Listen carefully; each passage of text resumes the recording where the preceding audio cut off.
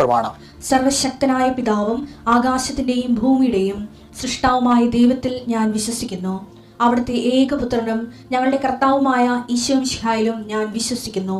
ഈ പുത്രൻ പരിശുദ്ധാത്മാവിനാൽ ഗർഭസ്ഥനായി കന്യകാമറിയത്തിൽ നിന്ന് പിറന്ന് പൊന്തിയോസ് പീലാത്തോസിന്റെ കാലത്ത് പീഡകൾ സഹിച്ച് കുരിശിൽ തറയ്ക്കപ്പെട്ട് മരിച്ച് അടക്കപ്പെട്ട് പാതാളങ്ങളിൽ ഇറങ്ങി മരിച്ചവരുടെ ഇടയിൽ നിന്ന് മൂന്നാം നാൾ ഉയർത്ത് സ്വർഗത്തിലേക്ക് എഴുന്നള്ളി സർവശക്തിയുള്ള പിതാവായ ദൈവത്തിന്റെ വലതുഭാഗത്തിരിക്കുന്നു. അവിടെ നിന്ന് ജീവിക്കുന്നവരെയും മരിച്ചവരെയും വിധിക്കുവാൻ വരുമെന്നും ഞാൻ വിശ്വസിക്കുന്നു. പരിശുദ്ധാത്മാവിലും ഞാൻ വിശ്വസിക്കുന്നു. വിശുദ്ധ കത്തോലിക്കാ സഭയിലും പുണ്യവാന്മാരുടെ ഐക്യത്തിലും പാപങ്ങളുടെ മോചനത്തിലും ശരീരത്തിന്റെ ഉയർപ്പിലും നിത്യമായ ജീവിതത്തിലും ഞാൻ വിശ്വസിക്കുന്നു. ആമേൻ. സ്വർഗ്ഗസ്ഥനായ ഞങ്ങളുടെ പിതാവേ, അങ്ങയുടെ നാമം പൂജിതമാകണമേ. അങ്ങയുടെ രാജ്യം വരണമേ. അങ്ങയുടെ തിരുമനസ് സ്വർഗത്തിലെ പോലെ ഭൂമിയിലുമാകണമേ. അന്നു വേണ്ടുന്ന ആഹാരം ഇന്ന് ഞങ്ങൾക്ക് തരണമേ. ഞങ്ങളോട് തെറ്റ് ചെയ്യുന്നവരോട് ഞങ്ങൾ ക്ഷമിക്കുന്നത് പോലെ ഞങ്ങളുടെ തെറ്റുകൾ ഞങ്ങളോടും ക്ഷമിക്കണമേ. ഞങ്ങളെ പ്രലോഭനത്തിൽ ഉൾപ്പെടുത്തരുതേ, തിന്മയിൽ ഞങ്ങൾ രക്ഷിക്കണമേ. ആമേൻ. നന്മ നിറഞ്ഞ മറിയമേ, സ്വസ്തി. കർത്താവ് അങ്ങയുടെ കൂടെ സ്ത്രീകളിൽ അങ്ങ് അനുഗ്രഹിക്കപ്പെട്ടവളാകുന്നു. അങ്ങയുടെ ഉദരത്തിൻ ഫലമായി ഈശോ അനുഗ്രഹിക്കപ്പെട്ടവനാകുന്നു. പരിശുദ്ധ മറിയമേ, തമ്പുരാന്റെ അമ്മേ, പാപികളായ ഞങ്ങൾക്ക് വേണ്ടി ഇപ്പോഴും ഞങ്ങളുടെ മരണസമയത്തും തമ്പുരാനോട് അപേക്ഷിക്കണമേ. ആമേൻ. കർത്താവേ, നിന്റെ ഉന്നതമായ നാമത്തിന് സ്വസ്ഥം ചെയ്യുന്നു. കർത്താവേ, നിന്റെ വിശുദ്ധ പൗരോഹിത്യത്തെ മഹത്വപ്പെടുത്തണമേ. കർത്താവ്, ഈ പ്രഭാതത്തിലെ അങ്ങയുടെ മക്കളെ കാത്തു കൊതിച്ചിരിക്കുകയാണ് ഈശോയെ, നിന്റെ വലതുകരത്തിൻ്റെ ഒരാശീർവാദം കിട്ടാൻ വേണ്ടി. കർത്താവേ, ഇന്ന് യാത്രയ്ക്ക് ഒരുങ്ങുന്ന ഓരോ മക്കളുണ്ട്. ഓരോ ഉദ്യമങ്ങളിലൂടെ മനസ്സിൽ വിചാരിച്ചുകൊണ്ട് പോകുന്നവരുണ്ട്. ഓരോ ലക്ഷ്യങ്ങൾ മനസ്സിൽ വെച്ച് പോകുന്നവരുണ്ട്. കർത്താവേ, നിന്റെ തിരുമുറുവാർന്ന് ആണിപ്പെടുതാന്ന് വലതുകരം മക്കളുടെ ശിരസ് വെക്കണമേ.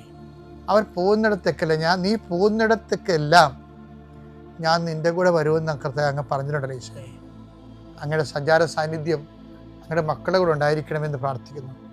കർത്താവേ, ഉദ്യോഗത്തിൻ്റെ കാര്യത്തിന് വേണ്ടി പോകുന്നവരുണ്ട്, പഠന കാര്യങ്ങൾക്ക് വേണ്ടി പോകുന്നവരുണ്ട്, ജീവിത വ്യാപാരങ്ങൾക്ക് സാമ്പത്തിക കാര്യങ്ങൾക്ക് വേണ്ടി പോകുന്നവരുണ്ട്, ജോലി സംബന്ധമായ കാര്യങ്ങൾക്ക് വേണ്ടി പോകുന്നത് അവരുടെ എല്ലാം കർത്താവിൻ്റെ തിരുസേനയിൽ സമർപ്പിക്കുന്നു. ടെസ്റ്റ്, ഇൻ്റർവ്യൂ, പരീക്ഷ, അതുപോലെ ഏജൻസി, ക്രയവിക്രയങ്ങൾ, ജീവിതമാർഗങ്ങൾ, വിദൂര യാത്രകൾ, അങ്ങനെ ബന്ധുത്വം മുടക്കി പോകുന്ന വിവാഹ യാത്രകൾ, ഈശോയെ എവിടെയെല്ലാമൊക്കെ പോകുന്നു അവിടെയെല്ലാം അങ്ങയുടെ മക്കളുടെ കൂടെ നീ ഉണ്ടാകണമെന്ന് പ്രാർത്ഥിക്കുന്നു. ഇന്നത്തെ മുഴുവൻ യാത്രകളിൽ കർത്താവ് നിൻ്റെ കൂടെ ഉണ്ടാവുകയും മാതാവ് നിൻ്റെ വലതുകരം ഗ്രഹിക്കുകയും സഞ്ചാരി മാതാവ് രാത്രി നീ തിരികെ വരുമ്പോൾ നിന്നെ ആരോഗ്യത്തോടെയും സമാധാനത്തോടെയും സുരക്ഷിതമായി ദൈവം നിന്നെ തിരികെ എത്തിക്കുകയും ചെയ്യട്ടെ. നിത്യം പിതാവും പുത്രനും പരിശുദ്ധാത്മാവും സുരക്ഷിതം നീക്കുവാണ്. ഉടമ്പടി എടുക്കുന്നത് 12/10/2023 ഞാൻ ആദ്യം തന്നെ എൻ്റെ മാതാവിനോട് ഞാൻ നന്ദി പറയുകയാണ് എന്നെ ഇവിടെ എത്തിച്ചതിന്. ആദ്യമായി ഞാൻ ഉടമ്പടിയെക്കുറിച്ച് കേൾക്കുന്നത് ഞാൻ 10ൽ പഠിക്കുമ്പോഴാണ്. ഒരു ചേച്ചി എൻ്റെ വീട്ടിൽ കൊണ്ടുവന്ന് പത്രം തന്നു. പക്ഷേ എന്താണതെന്നോ ഒന്നും എനിക്കറിയില്ലായിരുന്നു. ആകെ എനിക്ക് അറിയാവുന്ന ഒരു കാര്യം ഇവിടെ വന്നു കഴിഞ്ഞാൽ എനിക്ക് രക്ഷ ലഭിക്കുമെന്ന് മാത്രമായിരുന്നു. അതിനുശേഷം ഞാൻ +2 കഴിഞ്ഞ് ഞാൻ ജർമ്മൻ പഠിക്കാൻ പോയി. ഞാൻ അങ്ങനെ ജർമ്മൻ പഠിച്ച് എക്സാം എഴുതുന്നതിന് തൊട്ട് മുമ്പ് ഞാൻ ഇവിടെ വന്ന് ഉടമ്പടി എടുത്തു. എങ്കിലും ആ ഉടമ്പടി എനിക്ക് വിജയകരമായി പൂർത്തിയാക്കുവാൻ സാധിച്ചില്ല. എങ്കിലും ഞാൻ അച്ഛൻ്റെ ചൊവ്വാഴ്ചകളിലുള്ള ധ്യാനം എല്ലാ ദിവസവും ഞാൻ കേൾക്കുമായിരുന്നു. അച്ഛൻ്റെ ഓരോ ധ്യാനവും എനിക്ക് ഓരോ പാഠങ്ങളായിരുന്നു. അതുവഴി ഞാൻ ഒരുപാട് കാര്യങ്ങൾ പഠിച്ചു. അതിനുശേഷം ഞാൻ വീണ്ടും 14/11/2024 ഒന്നുകൂടി ഇവിടെ വന്ന് ഉടമ്പടി പുതുക്കി. അങ്ങനെ ഞാൻ മാതാവിനോട് കുറച്ചുകൂടി അധികം ചേർന്ന് നിൽക്കാൻ സാധിച്ചു. എനിക്ക് ആദ്യമായി മാതാവിൻ്റെ അടയാളം ലഭിക്കുന്നത് ഞാൻ B2 എക്സാമിന് വേണ്ടിയിട്ട് ഡൽഹിയിൽ സ്പീക്കിങ്ങിന് എക്സാം അറ്റൻഡ് ചെയ്യാൻ പോയപ്പോഴാണ്. ഞാൻ ഒരുപാട് ടോപ്പിക്സ് പഠിച്ച് ഞാൻ അവിടെ എക്സാം അറ്റൻഡ് ചെയ്യാൻ പോയി. എങ്കിലും ഞാൻ അവിടെ ചെന്നപ്പോൾ എനിക്ക് ഒന്നും അറിയില്ലാത്ത ടോപ്പിക്കായിരുന്നു എനിക്ക് ലഭിച്ചത്. Aയും Bയും പാർട്ടുമായിട്ട് എനിക്ക് ആ ടോപ്പിക്ക് ലഭിച്ചു. ആ നിമിഷം എനിക്ക് ഒരുപാട് സങ്കടം തോന്നി. എങ്കിലും ഞാൻ മാതാവിൻ്റെ കാശുരൂപം മുറുക്കെ കയ്യിൽ പിടിച്ചുകൊണ്ട് ഞാൻ എക്സാമിന് കയറി. അവിടെ നിന്ന് ഞാൻ ആ എക്സാം അറ്റൻഡ് ചെയ്തു. പക്ഷെ ഞാൻ മാതാവിനോടൊന്നും പറഞ്ഞിരുന്നില്ല. അതിനുശേഷം ഞാൻ എക്സാം സെൻറ്ററിൽ നിന്ന് പുറത്തിറങ്ങിയപ്പോൾ ഞാൻ മാതാവിനോട് പറഞ്ഞു, അമ്മേ, എൻ്റെ വിശ്വാസം സത്യമാണെങ്കിൽ അമ്മ എന്നെ ഈ എക്സാമിന് പാസ്സാക്കണം. അത്ര മാത്രമേ ഞാൻ അമ്മയോട് പറഞ്ഞിരുന്നുള്ളൂ. എന്നിട്ട് എനിക്ക് എക്സാമിൻ്റെ റിസൾട്ട് വന്നപ്പോൾ എന്നെ മാതാവ് എനിക്ക് അത്ഭുതം എന്ന് തന്നെ പറയാം, എന്നെ മാതാവ് സ്പീക്കിങ്ങിന് പാസ്സാക്കി. എന്നാൽ എൻ്റെ കൂടെ അറ്റൻഡ് ചെയ്ത ഒരുപാട് കുട്ടികൾ അതിന് ഫെയിലാവുക ചെയ്തിട്ടുണ്ടായിരുന്നു. അതിനുശേഷം ഞാൻ ഇതുപോലെ തന്നെ റൈറ്റിംഗ് എക്സാം 4 പ്രാവശ്യം ഞാൻ തോറ്റു പോയിട്ടുണ്ടായിരുന്നു. 2 പ്രാവശ്യം ഞാൻ എക്സാമിന് പോയപ്പോൾ എനിക്ക് കാശ് രൂപം കയറ്റാൻ പറ്റിയില്ല. ഞാൻ 3ാമത്തെ പ്രാവശ്യം എക്സാമിന് കയറിയപ്പോൾ എന്ത് വന്നാലും ഞാൻ കാശ് രൂപം കയറ്റുക തന്നെ ചെയ്യുമെന്ന ഉറച്ച വിശ്വാസത്തോടു കൂടി ഞാൻ കാശ് രൂപവുമായി ഞാൻ എക്സാം ഹാളിൽ കയറി. അങ്ങനെ എനിക്ക് ടോപ്പിക്ക് ലഭിച്ചപ്പോൾ അന്നും ഇതുപോലെ തന്നെ അറിയാത്ത ഒരു ടോപ്പിക്ക്, എനിക്കൊന്നും എഴുതാൻ ലഭിച്ചിരുന്നില്ല. ഞാൻ മാതാവിൻ്റെ കാശ് രൂപം എടുത്ത ആ പേപ്പറിൽ കുരിശടയാളത്തിൽ കുരിശ് വരച്ച് ഞാൻ എന്തൊക്കെയോ എഴുതി ഞാൻ ആ പേപ്പർ അവിടെ സബ്മിറ്റ് ചെയ്തു. എന്നാൽ എൻ്റെ റിസൾട്ട് വന്നപ്പോൾ ഞാൻ നോക്കാൻ പോലും തയ്യാറായില്ല. കാരണം എനിക്ക് ഉറപ്പായിരുന്നു ഞാൻ തോൽക്കുമെന്ന്. അതുപോലെ തന്നെ എൻ്റെ കൂടെയുള്ളവരൊക്കെ പറഞ്ഞു അവരൊക്കെ ഫെയിലായി. അപ്പോൾ എനിക്ക് കൂടുതൽ പേടിയായി അത് തുറന്ന് നോക്കുവാനായിട്ട്. എങ്കിലും സാരമില്ല, എൻ്റെ മാതാവ് എനിക്ക് എന്താണ് വിധിച്ചത് അതെനിക്ക് ലഭിക്കുമെന്ന ഉറച്ച വിശ്വാസത്തോടു കൂടി തന്നെ ഞാൻ എക്സാമിൻ്റെ റിസൾട്ട് നോക്കി. അത്ഭുതകരമായിട്ട് ഞാൻ അതിനും പാസ്സായി. ഇതോട് കൂടിയിട്ട് മാതാവ് എൻ്റെ വിശ്വാസം വളരെയധികം വർദ്ധിപ്പിക്കുകയാണ് ചെയ്തത്. അങ്ങനെ ഞാൻ B2 ഫുൾ മൊഡ്യൂൾ പാസ്സായി പ്രോസസ്സിങ്ങിന് കൊടുത്തു. അവിടെ മുതലാണ് ഒരു പക്ഷേ എനിക്ക് മാതാവിനോട് കൂടുതൽ അടുക്കുവാനും എനിക്ക് കുറേ തടസ്സങ്ങൾ ഉണ്ടാകുവാനുമായിട്ടുള്ള ആ സമയമായിരുന്നു. ഞാൻ ജൂണിലാണ് അവിടെ പ്രോസസ്സിങ്ങിന് കൊടുത്തത്. എൻ്റെ പ്രോസസ്സിങ് കൊടുത്തതിന് ശേഷം എൻ്റെ മുമ്പിൽ വന്ന ആദ്യത്തെ തടസ്സം എൻ്റെ ഇൻ്റർവ്യൂ ആയിരുന്നു. ഞാൻ 2 പ്രാവശ്യം ഇൻ്റർവ്യൂ നടത്തിയെങ്കിലും എനിക്കതിന് പാസ്സാവാനായിട്ട് സാധിച്ചില്ല. 3ാമത്തെ പ്രാവശ്യം ഇൻ്റർവ്യൂ നടത്തിയപ്പോൾ ഞാൻ അമ്മയുടെ കാശ് രൂപം മുറുകെ പിടിച്ച് തിരി കത്തിച്ച് ഞാൻ ആ ഇൻ്റർവ്യൂ അറ്റൻഡ് ചെയ്തു. ഞാൻ ആ ഇൻ്റർവ്യൂവിന് പാസ്സായി. അങ്ങനെ ആ ഇൻ്റർവ്യൂവിന് ഒരുപാട് കുട്ടികളുടെ കൂട്ടത്തിൽ പാസ്സായ ഒരാൾ ഞാൻ മാത്രമായിരുന്നു. അതിനുശേഷം ഞാൻ ഓരോ പേപ്പർ വർക്കുകൾ ചെയ്യാൻ തുടങ്ങിയപ്പോഴും ഓരോ തടസ്സങ്ങൾ എനിക്ക് വരുന്നതായിട്ട് തോന്നിയിട്ടുണ്ട്. എങ്കിലും ഉടമ്പടി എടുത്ത നിമിഷം മുതൽ എനിക്ക് തോന്നിയ ഒരു കാര്യം, എൻ്റെ കൂടെ എപ്പോഴും ആരോ ഉണ്ട്. ഒന്നല്ലെങ്കിൽ എൻ്റെ മുൻപിൽ അല്ലെങ്കിൽ പിറകിൽ. എന്ത് തടസ്സം വന്നാലും അത് മുന്നോട്ട് എനിക്ക് മാറ്റി തന്ന് നീക്കുന്നതായിട്ട് എനിക്ക് പലപ്പോഴും തോന്നിയിട്ടുണ്ട്. അങ്ങനെ ജൂണിൽ ഞാൻ ഇൻ്റർവ്യൂ ഒക്കെ കഴിഞ്ഞിരുന്നെങ്കിലും എനിക്ക് കോൺട്രാക്റ്റ് കിട്ടാൻ വളരെയധികം ലേറ്റായി. ഓഗസ്റ്റ് 13-നാണ് എനിക്ക് കോൺട്രാക്റ്റ് കിട്ടിയത്. കോൺട്രാക്റ്റ് കിട്ടി വന്നപ്പോഴത്തേക്കും വിസ വെക്കാനുള്ള ഡേറ്റ് ഇല്ലാതെ ആയിപ്പോയി. പിന്നീട് എനിക്ക് വിസ വെക്കാൻ ഞാൻ ഒരുപാട് മാതാവിനോട് പ്രാർത്ഥിച്ചെങ്കിലും മാതാവ് അവസാനം എൻ്റെ വാക്ക് കേട്ടു. അങ്ങനെ എനിക്ക് സെപ്റ്റംബർ 31-നാണ് വിസ വെക്കാനുള്ള ഡേറ്റ് കിട്ടിയത്. പക്ഷേ എനിക്ക് ഒക്ടോബർ 1-ന് അവിടെ ക്ലാസ് തുടങ്ങുമായിരുന്നു.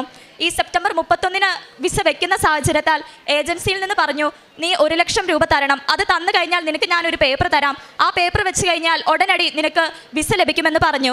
ഞാനും വേറൊരു കുട്ടി കൂടിയും ഉണ്ടായിരുന്നു. ഞങ്ങൾ 2 പേരും അങ്ങനെ പൈസ കൊടുത്തു വിസയ്ക്ക് കൊണ്ടുപോയി വെച്ചു. വിസ കൊണ്ടുപോയി വെച്ച് അവർ പറഞ്ഞതുപോലെ ഒക്ടോബർ 17-ന് മുമ്പ് ഞങ്ങൾക്ക് ക്ലാസ്സിൽ കയറണമായിരുന്നു. പക്ഷെ അതിനുള്ളിൽ എനിക്കും അവൾക്കും വിസ ലഭിച്ചില്ല. ഞാൻ എന്താണ് സംഭവിക്കുന്നതെന്നോ എന്താണ് അവിടെ നടക്കുന്നതെന്നോ എനിക്ക് ഒട്ടും തന്നെ ചിന്തിക്കാൻ പറ്റാത്ത ഒരു സമയമായിരുന്നു അത്. എങ്കിലും ഞാൻ മാതാവിനോട് മുറുകെ പിടിച്ച് പ്രാർത്ഥിച്ചു. ഞാൻ ഉടമ്പടി എടുത്തിട്ട് പുതുക്കിയിട്ട് കുറച്ചായിരുന്നു. ഞാൻ അങ്ങനെ എനിക്ക് വീട്ടിൽ നിന്ന് വരാനുള്ളതും സാമ്പത്തികമായിട്ടുള്ള ബുദ്ധിമുട്ട് മൂലവും എനിക്ക് ഇങ്ങോട്ട് വരുവാൻ സാധിച്ചില്ല. ഞാൻ പരിശുദ്ധ അമ്മയോട് പറഞ്ഞു, അമ്മ എൻ്റെ ഈ ആഗ്രഹം സാധിച്ചു തരികയാണെങ്കിൽ ഞാൻ ഈ കൃപാസനത്തിൽ വന്ന് ഈ അൾത്താരയിൽ നിന്നുകൊണ്ട് അമ്മയുടെ പ്രത്യക്ഷത്തിന് സാക്ഷ്യവും അടയാളവും ഞാൻ ഈ അൾത്താരയിൽ ഏറ്റുപറയുമെന്ന് ഞാൻ അമ്മയ്ക്ക് വാക്ക് കൊടുത്തു. അതുപോലെ അങ്ങനെ ഞാൻ നവംബർ 14-നാണ് ഞാൻ ഇവിടെ ഓൺലൈനായിട്ട് ഞാൻ ഉടമ്പടി എടുത്തു. നവംബർ 14-ന് ഉടമ്പടി എടുത്ത 5-ാം ദിവസം എനിക്ക് പരിശുദ്ധ അമ്മ അതുവരെ ഡിസ്പാച്ച് ആവാണ്ടിരുന്ന വിസ ഡിസ്പാച്ച് ആയി എന്ന് പറഞ്ഞ് മെയിൽ വന്നു. എനിക്ക് 40 ദിവസമായിട്ടും എൻ്റെ വിസ ഒരനക്കവും ഇല്ലാതെ അവിടെ നിൽക്കുകയായിരുന്നു.